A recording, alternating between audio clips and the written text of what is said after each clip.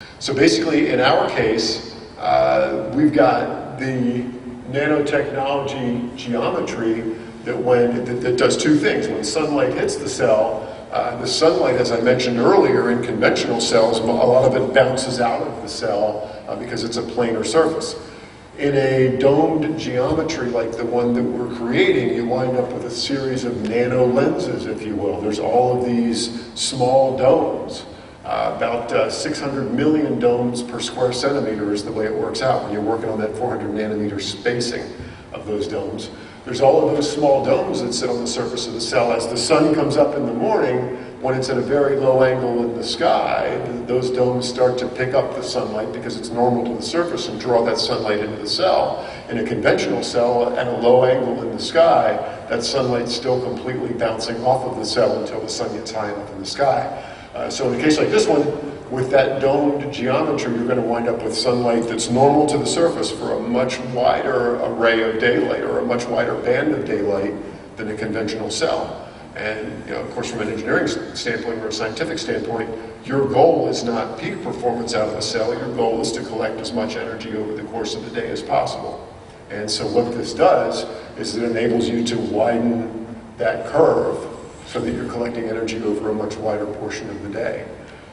Once you've absorbed the energy into the cell, the next thing that the cell does is it creates a series of short circuits, if you will. If you've got the valley of the domes that sits down between the nanocolumns themselves, it creates a short circuit path that actually extends into that absorber material, a short circuit path down into the absorber material at the same time that these columns create short circuit paths that extend up into the absorber material. And the upshot of that is that we create a series of these shortcuts, if you will, shortcuts that would enable the negative charge in the cell to get out to the negative, or to the negative electrode, the positive charge of the cell to get up to the upper electrode, the positive electrode, if you will. Those short circuit paths allow you to collect the positive and negative charges before they recombine and create heat instead of electricity. So in both cases, the geometry of the cell, which is the same superimposed geometry, is allowing us to collect sunlight more effectively at the same time that it's allowing us to convert that sunlight into electricity a lot more effectively.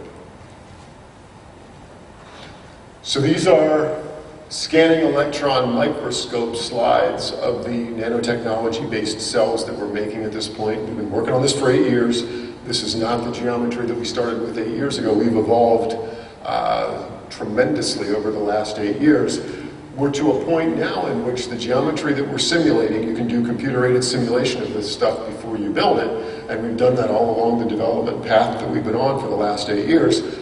The development simulation models that we're looking at in this case are showing a 17% performance for the cell. Those models over the last 8 years have always been within plus or minus 0.5% of the actual performance that we've measured after the fact, and that's what we're expecting to get here, is about 17% performance out of the cell.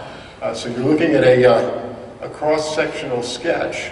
It's a scanning electron microscope sketch. Again, that's about 140 nanometers high is this guy. Basically, 140 nanometers high is about the size of a virus cell. So you're dealing in the sub-microscopic range here. So there's the nanocolumns that I talked to you about earlier. Those nanocolumns are all attached to the lower electrode down here. Here are the domes. This is a cross-section, so that dome is actually around the column, and it's a cross-section through.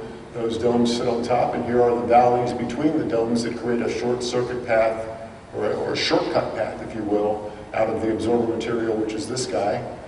This is a slide that looks straight down on those domes to show you what the domes look like from the plan view. So basically, what this does is it gives us a cell that is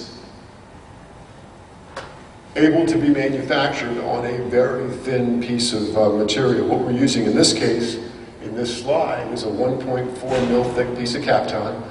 Kapton is something that I've worked with for about 30 years now in electronics. It's a very high strength, very high temperature, very great optical properties, tough, durable, resilient material that's an ideal material for putting underneath a flexible cell like this one.